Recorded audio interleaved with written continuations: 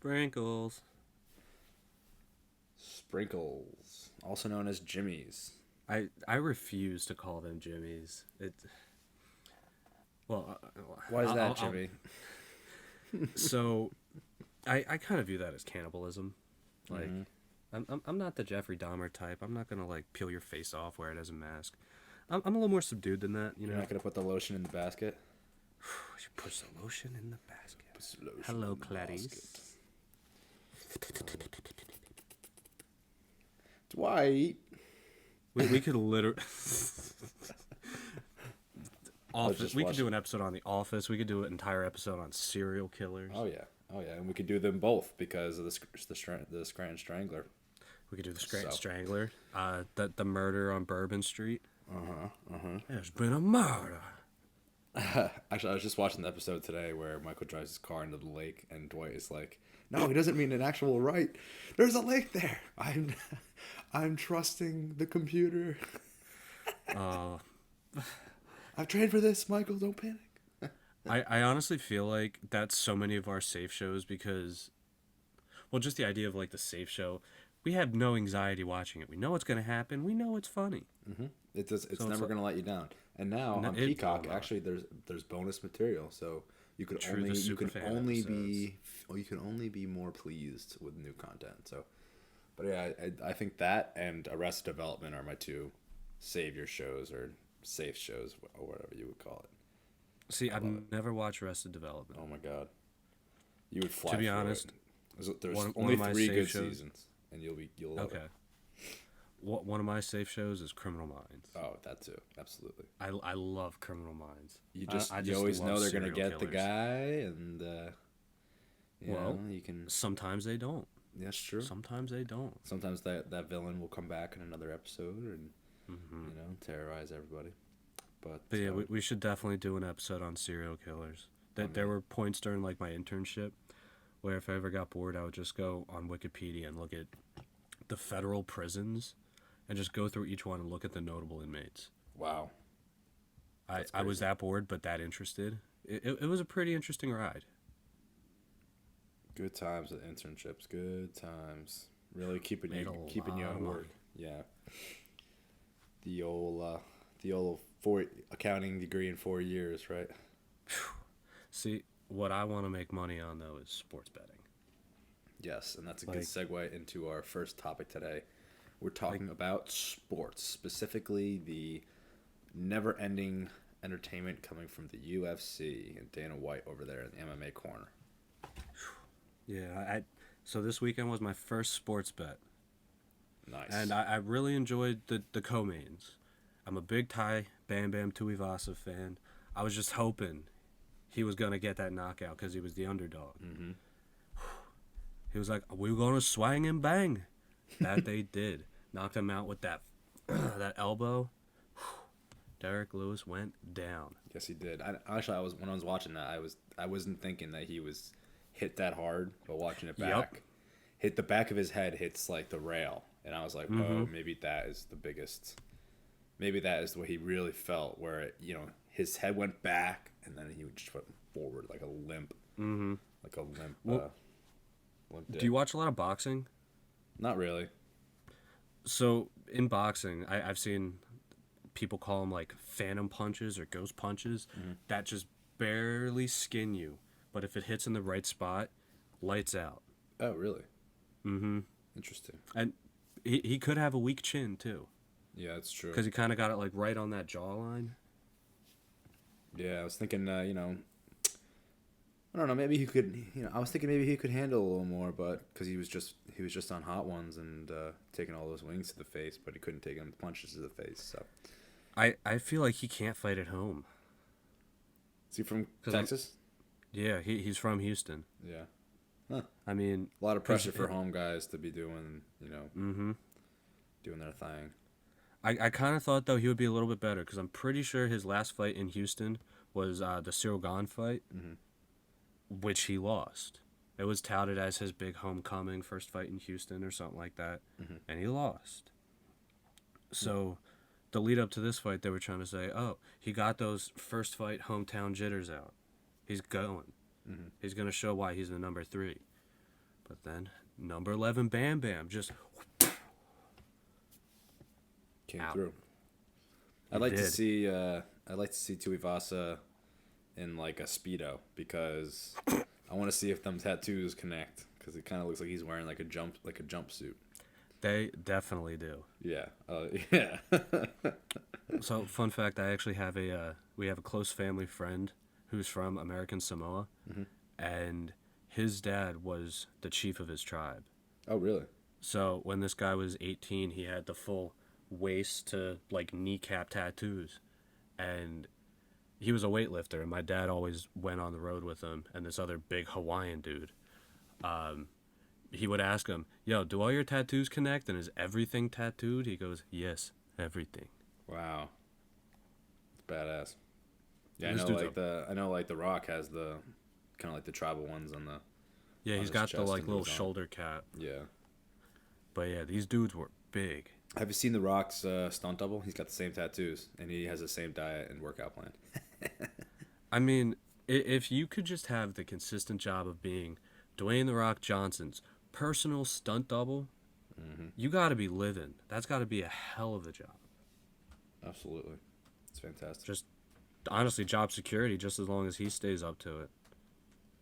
Yeah, I mean, I don't see him slowing down anytime soon unless the steroids go dry and he starts to shrivel up like a beanbag chair.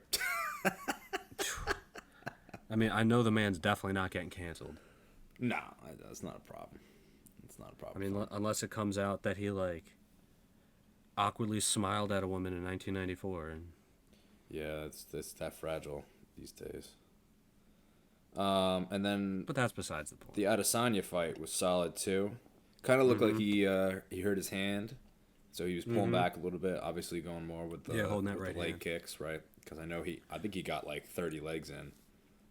But sorry to cut you off, but if you watch the post-fight presser, Cormier asked about that, and he was saying, "Oh no, that's just to throw him off. I want him to think I was injured, just so he would think I would go easy up with my right hand." Oh shit! I didn't realize that. Yeah, Yeah, it's weird. The style bender, the mind bender. Yeah. he goes in. That's awesome. Yeah, he's a big hell of boy, a too. fighter. 6'4", Yeah. massive. Yeah, I put some money on him to for total knockout. I was happy to see him get the win, but I still Yeah, at wanted least my he money. won. Yeah, the bet that I did a 3-fight parlay. I did Cannonier, Bam Bam, and then Adesanya. Luckily, Bam Bam actually pulled for the undercard or the underdog. So Yep. So it was what was your odds there? $9. I got like 59 back or something like that. Not too bad for my first sports bet. Solid. Yeah, Which man, brings me man. to the Super Bowl because I made a really great parlay. Ooh. It was so good that it didn't happen. I love this. It was Stafford to throw 290, 2 touchdowns, an OBJ receiving touchdown, the Rams money line, and 2 extra points from the Rams kicker. Poor OBJ. I had everything except for 7 yards passing. Damn. I missed it. He had 283. I needed 290. Damn. I would have made like $1,000. How much did you place on it? Like 25. So That's not the bad. odds were not in my favor, but like it wasn't were that close. Yeah, it wasn't that impossible. No, So not at all. it was I a great game. guarantee you, if OBJ didn't get hurt, you would have had the yards. Yeah, I think so too. Because I mean, once at the end, when OBJ goes down, you got Cup. Obviously, he's a great route runner, but he's getting double teamed left and right. So because they were trying to throw to Skwarnik or whatever his name was, and he was like dropping passes left and right. So yeah, I think it was a great game. I really did like it. I was honestly worried Cooper Kupp got concussed. I thought he was. He got up so slow. I was like, no. Yeah, they should have given him the protocol, but I think they were on adrenaline after scoring that touchdown. He just wanted to be around, and honestly, I don't think he deserved. I mean, he did for the 2 touchdowns, but I would rather have Aaron Donald be the MVP. Yeah, he made that getting final that play. crucial play. Yeah, Because if you look at the replay for that final play, he gets around Burrow, gets him to the ground. Burrow just kind of tosses it off, and maybe there's a possibility that somebody catches it and runs. Mm-hmm. But if you look downfield, Chase actually made Jalen Ramsey drop to the ground. Like, he faked him out. Oh shit. So if he had just looked a little bit further down, and if he had maybe a split second more, he would have seen him and thrown that. So I think, if they really, they don't like to give it to defensive guys, but like honestly, the fact that he was able to get him on the ground so quick in the final play, I think that deserves MVP personally. I mean, if you want to get to that, then Super Bowl 52, when the greatest football team of all time, the Philadelphia Eagles, kicked the shit out of Tom Brady. Brandon Graham, he had that end of the game sack. Or was it a fumble? I think it was a fumble. But whatever. He didn't get MVP. Big Dick Nick got MVP. Yeah, he did. How'd your Giants do? We get a 5-year plan. Yeah. 5-year plan, 5 different head coaches. Yeah. It'll work. Yeah. It's all good. I'm a really devout Giants fan, but I'm on my last leg here. I mean, you had to be kind of happy. The other team in New York is the Buffalo Bills. No True. one circles the wagons like the Buffalo Bills. Aren't you closer to Buffalo too? No. You're Buffalo's like almost 5 hours. I know it's Canada. West. Yeah. East Rutherford is only about 2:45 or so for me. That's not bad. Yeah.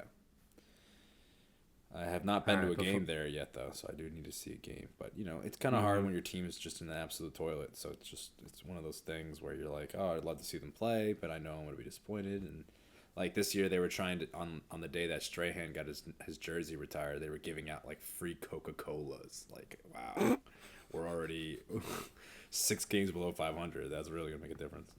So who wants the free struggle. Coca-Cola from Michael Strahan? Yeah. You can drink it through your front 2 teeth. Yeah, it's a struggle. But and it hurts more because the Eagles were supposed to tank, and the Giants were supposed to win the NFC East, and we came in last. I mean, you had to be kind of happy, though, seeing OBJ finally get a ring. Yeah. Honestly, I don't have any negative things to say about him. I don't think he would have lasted very much longer on the Giants. I think that he probably wouldn't have meshed with that team. And the Giants are kind of like the Yankees, and they like to have guys that are kind of like, juiced up. No, they like to have guys that are like good locker room guys, like down to earth. And I feel like OBJ is kind of stuck up a little bit, but all good. I honestly feel like he might retire. Now? Yeah. Because, he tore his ACL, right? I don't know. I'm not sure. If he retires... I could see him retiring. Yeah. He just won the Super Bowl. Granted, he didn't play too much in the Super Bowl, but he won the Super Bowl. Yeah. He can retire on a high note. He's been through a lot of stuff, yeah. Oh, yeah.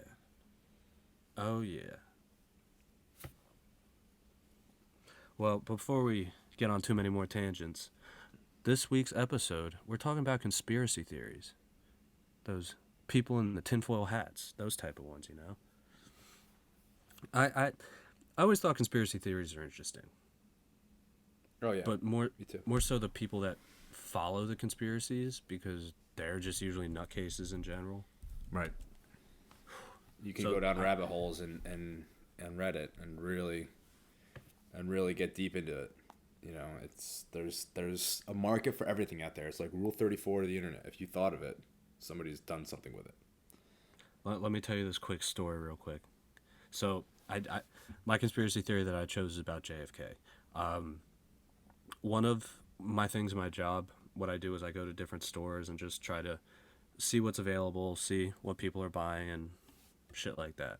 I went to this one store, and I got talking to the cashier that was there, and this lady was trying to tell me that JFK is still alive, living in the underground tunnels in Houston, and that he was supposed to make his final ride and like give an unwritten like part of the gospel. It was so much weird shit. He like told how to read colors and numbers. It was odd. And she was showing me all these what's the conservative app? Telegram?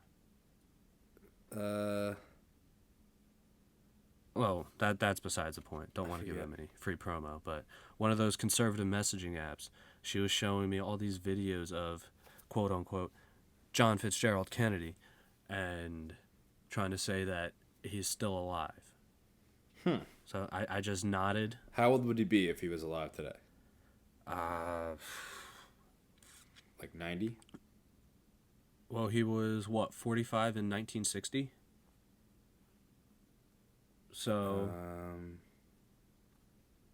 1915 he was born.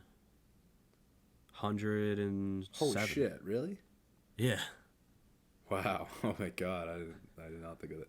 I didn't think he was that old. Look at that quick math too. I didn't even Google anything. Whew. Man, I'm still on point. Wow. But yeah, crazy people love conspiracy theories. That was Yes. the point of the story.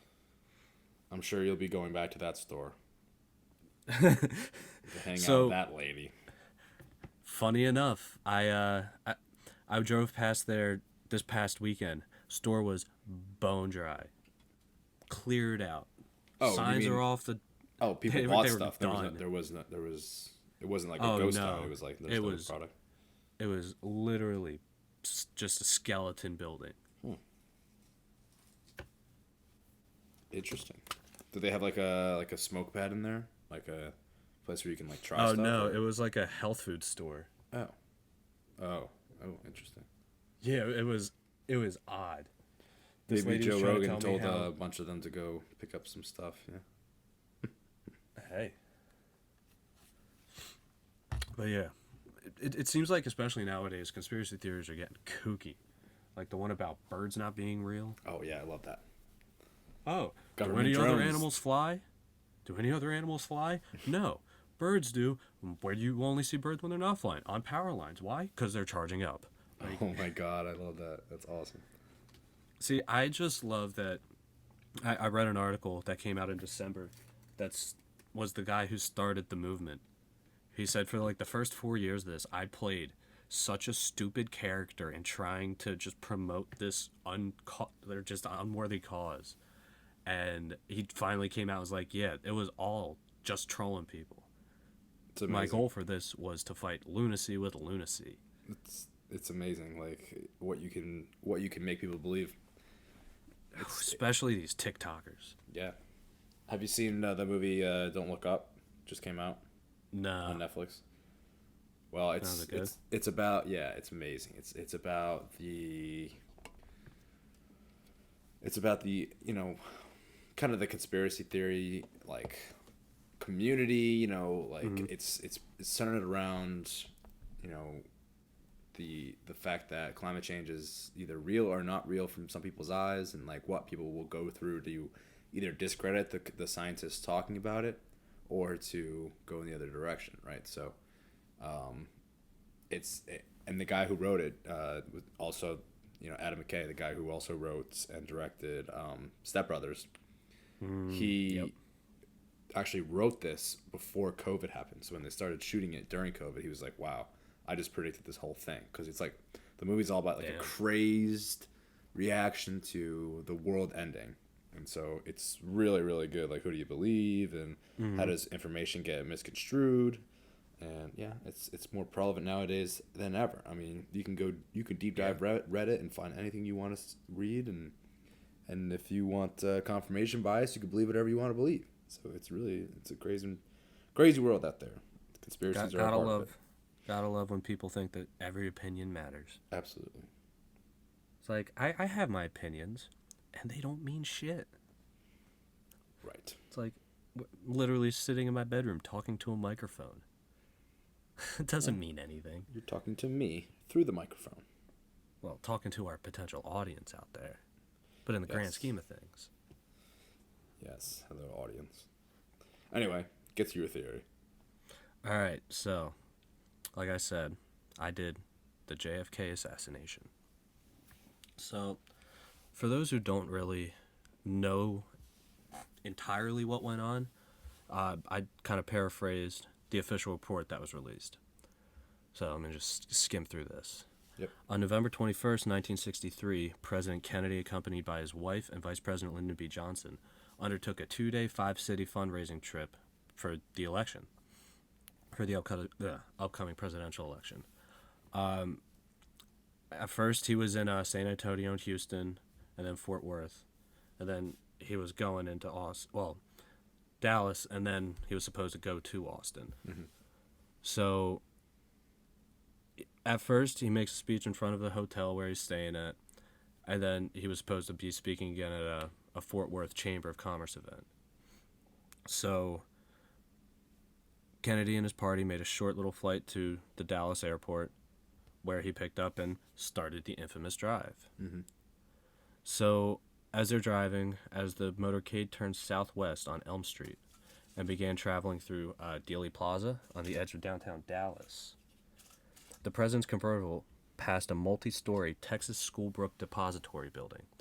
Moments later, at about 12:30 p.m. Can I stop you right there? Yeah. I have a question. What the fuck do you need such a big building to store books in? Why aren't people reading the 1960s. books? I mean, is that like every book in Texas in this building? Like, what the fuck? It very well could be like a master library for unwanted school books. Interesting. I was just interested, like, they actually have a building name for just storing books. It's not even a library. It's literally just like textbooks for school. Mm-hmm. Anyway, continue. Sorry. All right. So the convertible passed the Texas Schoolbook Depository building. Moments later, at about 12:30 p.m., shots rang out. A bullet pierced the base of the neck of the president, exited through his throat, and then likely, according to the Warren report, passed through Governor Connolly's shoulder and wrist, ultimately hitting his thigh. There's a theory all about that called the magic bullet theory. I'll get into that. That is a magic bullet. It just went through 4 pieces of flesh. Probably bone, too. Well, so the crazy thing is, though, when the bullet was extracted from the Governor Connolly, mm-hmm. it was perfect. It had no shrapnel at all? No shrapnel. It was perfect shaped, not mushroomed. It barely looked like it was fired. Looked like it was caught in like ballistics gel. After ricocheting through a neck, a shoulder, a back, and then in a thigh. So that's crazy. One of the interesting things. But I'll get into all that when I talk about the different theories. Because there's a lot of kooky things that went on in that car during the shooting. So Governor Connolly got hit, and then another bullet struck Kennedy in the back of the head, so they say. The motorcade rushed to the nearby Parkland Memorial Hospital, reaching it quickly. However, the doctor's efforts were futile. Kennedy was officially declared dead at 1 p.m., and Connolly survived. So over the next hour, as a shocked country and world learned of Kennedy's death, the drama of the pursuit and capture of his alleged assailant unfolded. Bullet casings were found near a window on the 6th floor of the Texas Schoolbook Depository building, overlooking the plaza. A rifle later proved to have been owned by Oswald and discovered elsewhere on the 6th floor. An accounting of the building's employees indicated that only 2 were missing. One was a man who had stepped outside to watch the motorcade and was barred by police from re-entering the building, and the other was Oswald, Lee Harvey Oswald, who had been working there for about a month. Oswald had been seen on the 6th floor about a half hour before the shooting, and had also been encountered in the building by its superintendent and policeman just after the shooting. Law enforcement circulated a description of him. Meanwhile, Oswald made his way to the boarding house where he'd been staying. 15 minutes after leaving the house, that's where he was confronted by J.D. Tippit, the Dallas policeman who he subsequently killed. Mm-hmm. So after this, then he's seen sneaking into the Texas Theater where he's ultimately caught. So after being caught, he was held for 2 days without being seen by anyone. So only the cops, people interrogated him, but he did not leave where he was being held. So I think it was Sunday morning. The first time he was being let out of the building, he's in the basement, and Jack Ruby comes up and just shoots him. So that's where things kind of started getting interesting. Jack Ruby's whole thing for murdering Lee Harvey Oswald was he didn't want Jackie having to testify at Lee Harvey Oswald's trial. Right. It's kind of weird, just showing sympathy for her by killing another person. Subsequently, Ruby was sentenced to death, but the conviction was actually reversed. but he ended up dying 2 months after to a pulmonary embolism, which could possibly be poison. I don't know. Carbon monoxide causes that. But that's another thing. So a week right after the assassination took place, President Lyndon B. Johnson started the Warren Commission, which was to actually kind of gather some answers. Took about 10 months, and they released an 888-page report stating that Oswald acted alone and only fired 3 shots.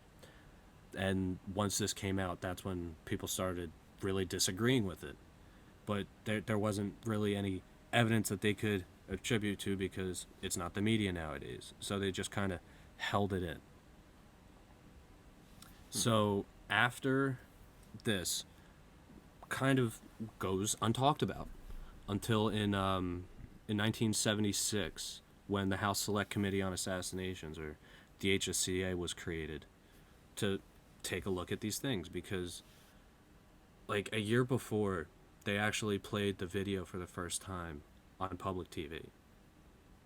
So when people saw the video, they saw, oh shit, this doesn't match what the report says at all. And the CIA got a big talking to for withholding a lot of information. So that's when they started the HSCA to kind of look at what happened. They got a bunch of redacted files from the FBI, CIA, all the alphabet boys, and they really tried to see what happened. But they also tried to look at the MLK shooting, which another great conspiracy theorist shooting. But at the end of the HSCA, they had a lot of the same findings as the Warren Commission, which was kind of shocking to a lot of people. But there was one pretty shocking piece of evidence. There was a cop who had a recorded microphone on his bike the day of the shooting, and they actually got to examine it. And in the recording, they clearly hear 4 shots. So that right there disproves all of the Warren Commission's thing about there being one shooter. Because in the building, they only found 3 shell casings, but 4 shots were fired. Right. And if you think about the trajectory of the bullet, it doesn't make sense, right, where it was coming from to hit the first shot, right? At least to go through the hand of the governor. So this is how I perceived how the shooting went. So the first shot hit. Well, they really don't know the order of how the shots actually went down, because 2 shots hit, 1 missed. They know that. So now some of the reports say that the first shot was the miss because the bullet struck a piece of the concrete or asphalt or whatever and hit some guy in the face. But his report says that the only reason he turned his face looking that way is because he heard the first gunshot. So there's a bunch of conflicting reports on when the shots actually happened, but one hit JFK, went through the back of his neck, out the front, and then that's when it hit the governor who was sitting in front of him. Okay. That's why you can see him in the video clutching his neck and... Right. Yeah. Okay. So that was the first shot that was taken that hit JFK. So now, one thing that's kind of interesting. So let me ask you a question real quick. Say you're a CIA member, and you have a high-profile client, and someone starts shooting. What do you think you would do if you're the driver? Get the hell out of there. Okay. So what happened is the car was being driven by 2 FBI agents, or CIA agents, and the first shot rings out. Instead of going fast and getting the hell out of there, both of the CIA agents in the front bend down. They lower their shoulders below the dashboard and kind of take cover and slow down to 7 miles per hour. That's basically standing still. From his point of view, from being all the way up that high. And if Lee Harvey Oswald is the marksman that they say he is, which I don't believe he is, clearly a lot easier of a shot going 7 miles per hour than going 15 miles per hour. Okay, so they started at 15 and then went back to... Okay. Yeah, they slowed down after he got shot the first time. Right. So, yeah. And then the second shot that hit him was the one that was, for lack of better terms, the mind-blowing shot. I think that's Yeah. that's a pretty good description of it. So they all say that he got shot in the back of the head. But if you watch the video, his head jerks back. Right. Now, I'm no physicist, but if there's, energy hitting something, you're going to follow that energy, not go the opposite way. Right. So there's a lot of conflicting reports on how the actual shooting happened. And now, going back to the whole magic bullet theory, they say that one bullet went through his neck. Whoa, Siri just started. Sorry about that. So the bullet went through his neck, then through the back of the governor, out the side of him, through his arm, in his thigh. One bullet, and was virtually perfect, besides for a little bit of rifling. Wait a minute. So wait, say that again, but with the names of the people. So, the second shot that Lee Harvey Oswald shot. Yep. Or, no, the first one, sorry. The one that went through JFK's neck. Yeah, okay. Bullet passes through his neck and then goes into Governor Connolly's back. Yep. Out his side, through his arm, in his thigh. Yeah, okay. I got it. So, and that's one bullet. Not pieces of shrapnel. The bullet wasn't even mushroomed. Like, it hit something hard. It just... perfect bullet. Hell of a bullet. It's definitely something, all right. But, yeah, there's a lot of interesting theories that actually kind of get into what caused the murder, pretty much. Mm-hmm. So, there's kind of like four separate groups. There's the people who think that Cuba carried it out. There's people that think that the anti-Castro groups carried it out. There's people that think organized crime carried it, and then people who think it was done by the CIA / Lyndon B. Johnson. Wow. So Lyndon B. Johnson, I never even heard that he would have anything to do with it, other than he has everything to gain. Well, so that's the point. I'll start with that one. So, that everyone thought that Lyndon B. Johnson would have the most to gain. It's literally his fast track to the presidency. So that's what he thought would be best. And if you notice that an hour and a half after JFK is legally declared dead, Lyndon B. Johnson's sworn in as president, because he doesn't want everyone to think that, oh, we're going to let the communists take us out. Oh, no, we're still strong. Right. So that's one whole thing. Some people want to say that Lyndon B. Johnson was one of the anti-communism, anti-Castro people that thought that JFK was a little too lenient on them. Mm-hmm. A lot of these issues stem back to the Bay Pigs. Yep. With JFK not invading.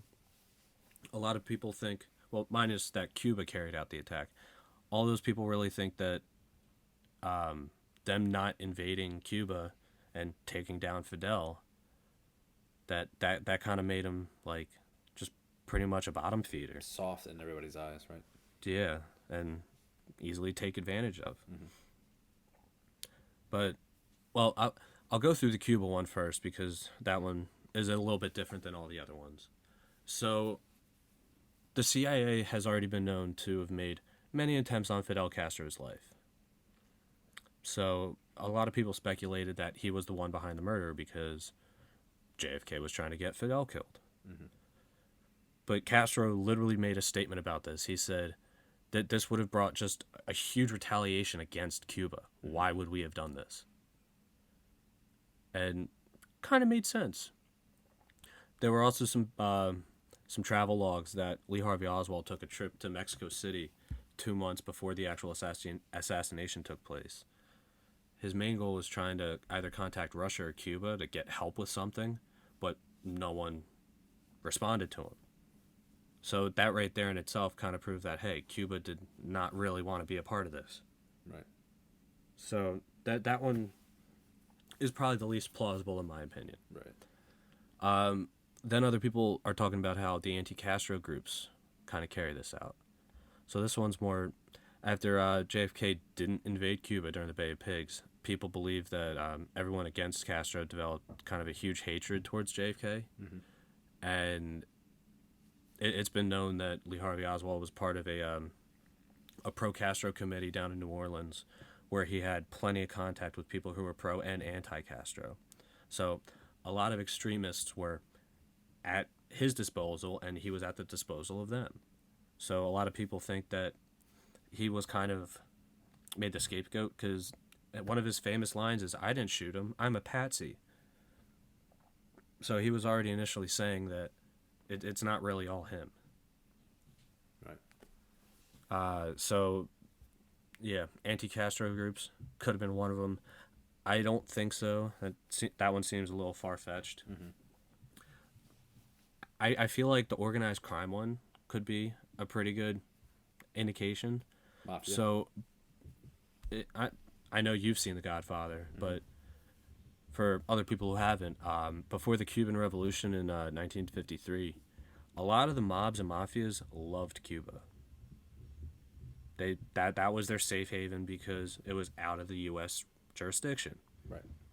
So they would just go down there, hang out, big beautiful houses, and was literally a safe haven for them. So knowing this, the CIA contacted a Chicago outfit of the mafia to try to get his men in Cuba to kill Castro. But nothing really worked. So, and that actually happened. It was in one of the most recent releases, I think, that actually showed that the CIA contacted them, but never worked. So, and that was before the Cuban Revolution, before Fidel overthrew the government. But once he did, he pretty much dismantled the mafia's president in Cuba, sent them all out. If they stayed, they were killed. So they lost their hideaway. So that right there, they don't have their like vacation spot, their hangout spot where they can go and be safe. So they were pissed. Right. So another thing that piled on top of it, his younger brother, little Bobby Kennedy, he was famous for wanting to eradicate the mob. Yeah. He went after Jimmy Hoffa really hard. Yeah. I honestly feel like he was just kind of pissed off at people saying, "Oh, your dad got your brother the presidency." So he went after all of his dad's associates. So the mob would want to go after JFK because he was too lenient on Fidel. And so, plus his brother wanted to taken out. Maybe by Lyndon B. Johnson promising the mafia that he would go after Fidel so that they could have their place back. It really depends on how much they really revered the Cuba link to their families. You know what I mean? Like, is it enough to kill a president? I don't know. Yeah.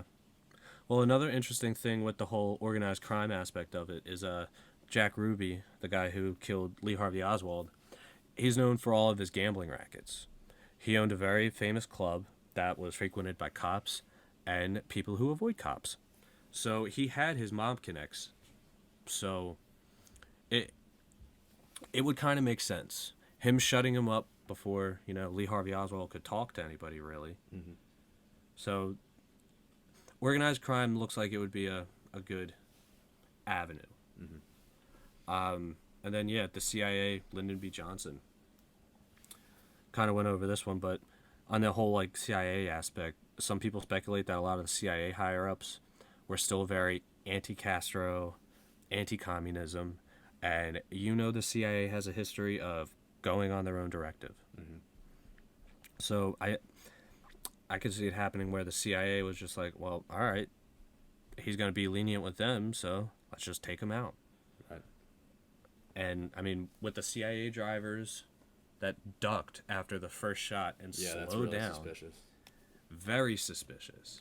If you hear a gunshot anywhere, you just go, you want to drive away from that spot. Yeah, you book it. Especially in an open fucking roof in a convertible. With the most important president. Man in the back seat. And that's the second most of the person. United States. Yeah, that's craziness. Yeah. Yeah, so those are really a lot of the What do you think that's happened? all right. So I was telling you this before we hopped on, but I didn't go into details. That there's a very, very deep little nugget of information called, I think it's the Umbrella Man, that's a Hmm. part of this situation. So in the original footage, or not in the original footage, in someone's footage that wasn't really widely watched, you can see a man in downtown Houston with a big giant umbrella. Now it's November, so I mean it's not dead of summer, but it's still probably 70, 80 degrees. And this man's just standing on the street in the direct line of fire from where Lee Harvey Oswald was, holding this umbrella. So now, right as the motorcade drives past, right as it gets in line with the man in the umbrella, he lifts the umbrella up. And when his elbow is fully extended, the first shot rings off. Oh,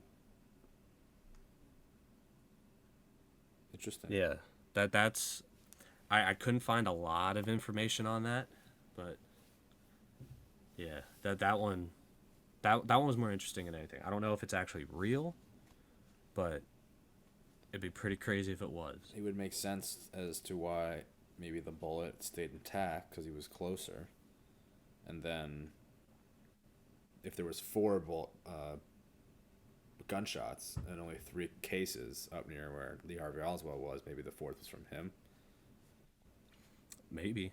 Well, a lot of people say that there was. Well, it's pretty much a lot of the people agree that he was completely on the other side of where Lee Harvey Oswald was, on top of a grassy knoll, as they say, little hill.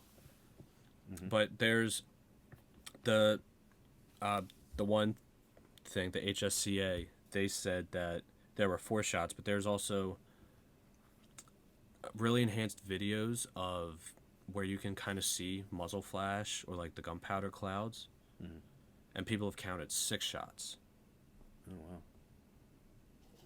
So th- there's a lot of varying information on this, and like you can go down so many different rabbit holes and get just little tidbits of info. What was I just kind of happening? Like, what was he in Dallas for? who JFK. Yeah. He was campaigning for the 1964 election. Okay. Was there like He a was big decision coming up for him? well just for funding. 'Cause, I mean, Texas is always a very right-leaning state, and No, he I was a mean Democrat. like in his role as president, like in the coming weeks, was there like a big decision that he needed to make that was going to really negatively impact a group? You know what I mean? Because then I would think about like if that many gunshots maybe were involved from different locations on the in that area, Hmm. maybe a lot more than one group or a lot more than one person wanted to get to him first. You know what I mean? Yeah, Or maybe. not necessarily being like, oh, I'm the one that shot him. I'm the first one. It's more of like, if you ain't gonna do it, I want to do it because if he makes this Hmm. vote, if he makes this filibuster, if he makes this veto, if he assigns this person to this, my livelihood's fucked, or X, Y, and Z. Because you got to think Yeah, about like a cause and effect in a way. hmm yeah, I didn't see anything about like an important decision in the upcoming weeks. It was just kind of him doing a little parade around the state of Texas, trying to. And maybe that was just enough. Yeah, Like who knows how right leaning the area was at the time. Maybe they were just like, get out of our state. Who knows? who Um, knows? Well, we know that the Alphabet Boys will never be completely honest with us right. because they're still releasing documents with redacted information. Yep. Yep. Can't let all the information out. Can't let the people have the information. No. So, well, that's interesting. Very Yeah. nice. Yeah, JFK. Interesting. And kind of was interesting too because where I live, there's a little Kennedy clan that's here. Mm-hmm. Yeah, they like to hang out by the ocean, huh? Oh, I won't get into it. So, what do you got? So, my conspiracy, and it may or may not really be a conspiracy or reveal to be a conspiracy, but it is still a mystery, and there are more than enough conspiracies to go around. Mostly because you can kind of attribute it. You can attribute, like, if you watch if you watch John Wick, you can kind of, he doesn't talk very much, so you can kind of attribute what you want to him. Mm-hmm. You can reflect the emotions that you want onto something that doesn't have a lot already going for it. There's not a lot of dialogue in a movie. You can choose to feel the way you feel. If there's not a lot of facts about something, you can really go a long way with it. So, Mm-hmm. in my conspiracy here, my story is about the Malaysia Airlines flight 370 that went missing in 2014. Like I said, there's a litany of possibilities, and I think it's also, kind of, it's more relevant now because what are governments hiding from us?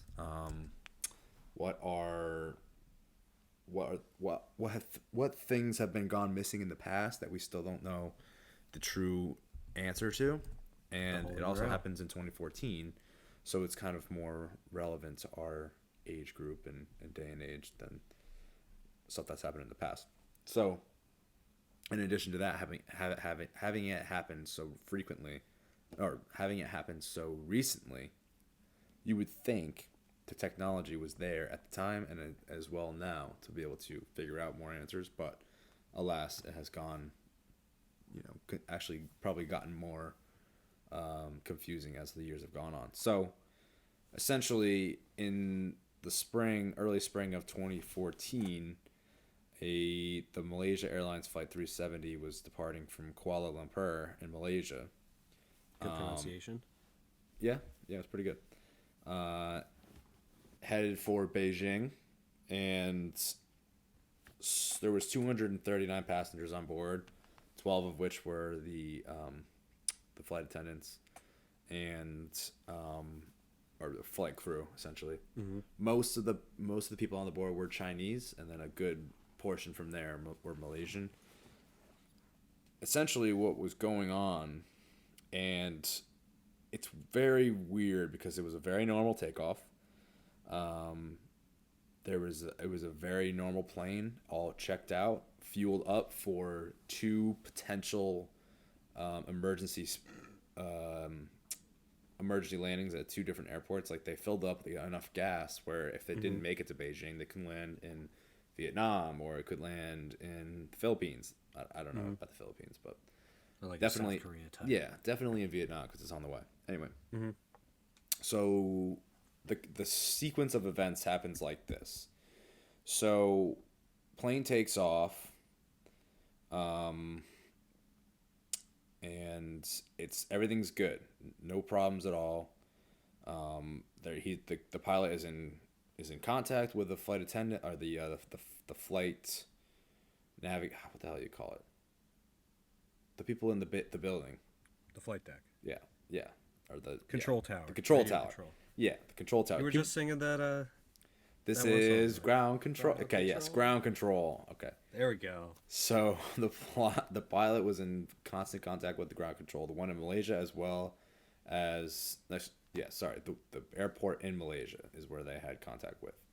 Mm-hmm. And essentially, when you were radioing from a ground control or to the plane and to the plane to ground control, you have to be within that radius for the radio to connect. So essentially, between Kuala Lumpur and Ho Chi Minh City, which would have been the next radio contact, the ground control in Vietnam would be able to connect as they were flying into Vietnam airspace. So there's a large bay, or essentially it's like a strait in between Malaysia and Vietnam. Yeah. In between there's kind of a dead zone. And because it's too far for Malaysia to connect and it's too far for Vietnam to connect. So it's almost a perfect storm in a way where you could completely drop off the face of the earth. The Bermuda Triangle. In a way, yeah. Now, what's really interesting is as the plane's going up, you know, the last at approximately 1:30 a.m., the co-pilot says good night to the Malaysian air traffic controllers, and as soon as that happens, right after that, what they call the ACAR system is turned off. What's the ACAR system? It's like a transponder, it's a tracker, but it also connects the radio. So Okay. it's kind of like it's a transponder. Oh, okay. Okay. So it's really weird because this never happens. You would never manually turn this off unless you were trying to sneak through enemy lines, right? So the pilot manually switches off the transponder, and at this point, it's believed that whatever happens in the air in this time is completely unknown. So all the passengers had no contact with anybody on the ground. The pilots turned off their transponder as well as the tracker, and the only way for them to be essentially tracked at that point would be Like by radar or something. yeah, but there's a way for a flight in the air to relay emergency information, because when they were out of range from Malaysia and they were out of range from Vietnam, but when they were trying to find the plane, Vietnam asked another plane in the air close by if they could radio in. So okay. it's about distance, but it's also about the fact that they turned off a transponder and turned off a tracker manually, which is very, very uncommon. So the pilots are in the air flying normally. The plane apparently, after 5 minutes after the last radio contact, the plane apparently climbs to 45,000 feet, which is above the service ceiling of normal aircraft. Usually you're on cruise control at 30,000. Yeah. So when you get to 45, as you can imagine, the air gets quite thin, and it's usually you need the oxygen masks at that point, right? Yeah. But it's so this would never be done, and it's a chance that in this space, in this 45,000 foot altitude, the plane could stall, because in between the last time that they had talked and 45,000 feet, it would have had to jump like significantly, and how fast they were going. So one conspiracy about this specific situation is that the pilot intentionally climbed to 45,000 feet to kill the passengers on board, because hypoxia. Yeah, you would basically it would be a pretty relaxing death. You would just kind of pass out without enough oxygen and then die peacefully. Yeah. But a lot of people think that that's actually where the pilot killed the passengers on board, which is kind of reassuring if the plane did crash, because people would die without pain. Anyway, after they're at 45,000 feet, it's said that the plane turned sharply west. So think about right now, they're in between Malaysia and Vietnam. If they turn west, they're heading towards like the Indian Ocean. And once you get to kind of the center of the Indian Ocean, it's almost impossible to track, because there's just nothing there. You don't think about the Indian Ocean being so big, but you can fit like United States plus a couple other, like in between little cracks and nooks and crannies there. It's huge. The Pangea puzzle. Yeah, absolutely. So obviously the plane never reached Vietnam. Radio contact couldn't be made. And ground control tried many times to reach them, but they had already veered so far off course, and they turned their transponder off manually. And then they were able to track the last. So the plane's been flying for about 7 or 8 hours by now. And obviously nobody knows of a crash or anything. They think they're still in the air. They lose the track after what they call like the perimeter of a half circle, either west of Australia or west of China. So Okay. west of China would be they would fly northwest from where they're at, or south of Australia would be south, almost directly south. It's most likely that they went south, because if they went north, you would have flown over countries that would have had like a lot more advanced radar system. They'd be able to find them that easier. Oh yeah. So at this stage, that's when they lost all complete everything. They don't know anything past this point. After what they thought the plane had enough gas for just about this long, they don't know anything. They just know that it turned west really hard after going to 45,000 feet, and then from there it's really up to who knows, really. Well, So do you think they could have coasted at all? Like going that high and just kind of riding it down, then bending it out, maybe could shot them a little bit, save some gas. yeah, it's very possible. I'm not an aviator. So. Yeah. So it's interesting though, because one of the biggest conspiracies in it currently, and they still don't know, where they've never seen the wreckage of the plane. They found pieces washed up in like Madagascar, throughout like the southwestern area of the Indian Ocean, along the coast of Australia.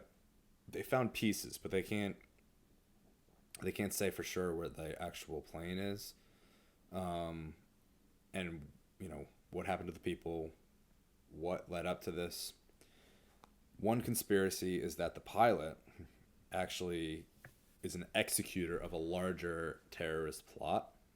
That's what I was thinking. So he, I think his name is Zahari, Zahari. It's possible that he's been in a plot for some type of 9/11-esque future plot, where they have a rogue plane available to them that is believed to be off the radar. Yeah, like if the transponder's off, and you take that black box out, and you take everything that you would need for it to be tracked, and you load that thing fucking full of nukes, you could fly that into any country and blow the thing to hell. Yep. So that's one theory, that he was actually working for some type of Al Qaeda group planning a future 9/11 attack with a rogue plane. Another theory is that the plane just flew into a black hole, and that the pilot was either overtaken by some type of higher power or higher essence to fly the direct path that he was going, because it seemed as though the pilot knew exactly where to fly to, and then how high to fly, and then which direction to go, that he would stay off everybody's radar. Are we getting into the quantum realm here? Possibly. Some people think that maybe that he was influenced by some type of higher power to fly it this exact way. So actually, before you go to the next one, I saw this one going off the black hole, that the Earth is already in a black hole. A few years ago, there was, let me look it up real quick. It was a particle generator, the Human Boss, something like that. It was in the Hadron Collider, and it had to do with particle separation. And some people say that when they actually got it done, it ripped a hole in like space-time or whatever, and created a black hole that the Earth got sucked into. Higgs boson, that's what it is. The Higgs boson, sometimes the Higgs particle, is an elementary particle in the standard model of particle physics, produced by the quantum excitation of the Higgs field, one of the fields in particle physics theory.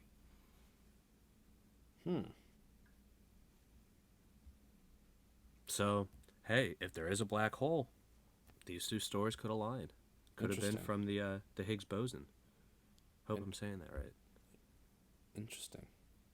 Yeah, I love black hole theories. Because it kind of reminds me a little bit of Donnie Darko. Because when okay. like when the plane crashes and that, and then the fucking engine crashes through their house, comes through a black hole. One way also, this is a really depressing one, but it's possible, and there's some evidence to show that it's possible.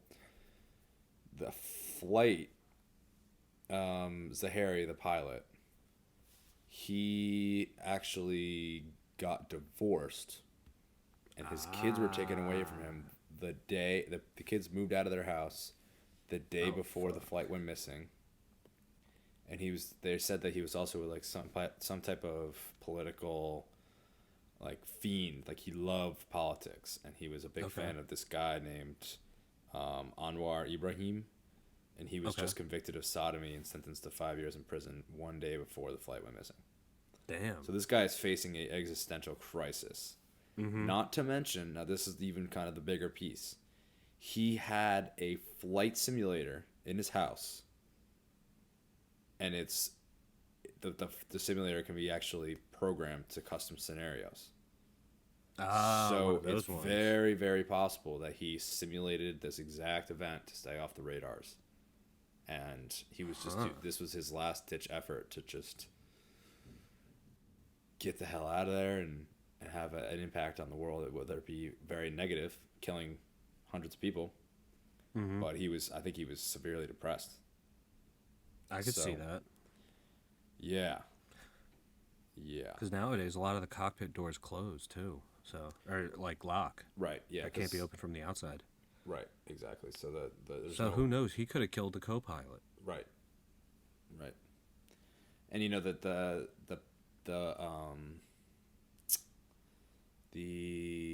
cabin actually has an hour additional of oxygen. Oh, yeah, than the passengers. So he could have knocked out all the passengers and then had his hour to continue on, or jump out. You know what I mean? Who knows? I was gonna say one thing I was thinking was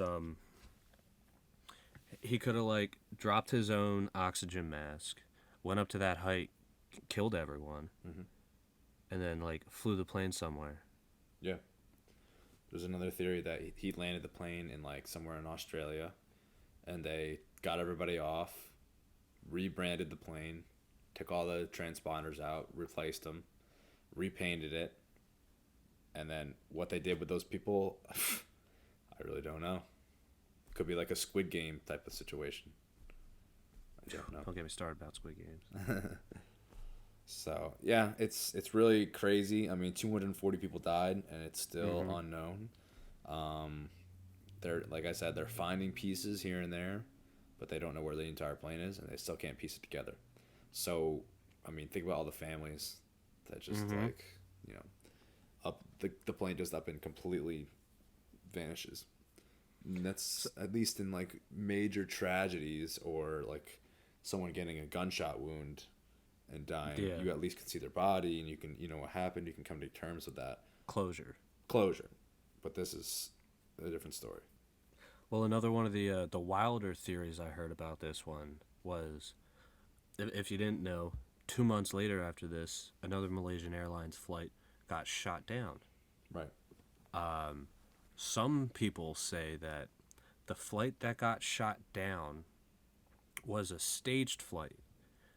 This flight that went missing, they landed the plane somewhere, like you said, rebranded it with different flight numbers and everything, replaced everything, and then that plane was used as almost a cover-up or a way to like plot it against someone. Yeah. That's very possible. And 283 people died on that one. Yeah. Actually, 298. Almost 300. There was a bunch. Well, on that one, there were that was 2 months there later. were a bunch of infectious disease doctors, and some people think that Big Pharma had a hand in this one, in the plane getting shot down, because these doctors had the cure for HIV. So Big Pharma didn't want that getting out. So they shot down a whole plane for it. Which is absolutely bonkers. But hey, who knows? Martin Shkreli could do something like that. Yeah, to keep the price high. Very possible. Those EpiPens, man. An EpiPen for the HIV.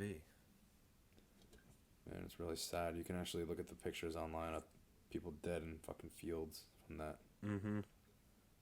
Imagine being the guy that has to clean all that up. My God.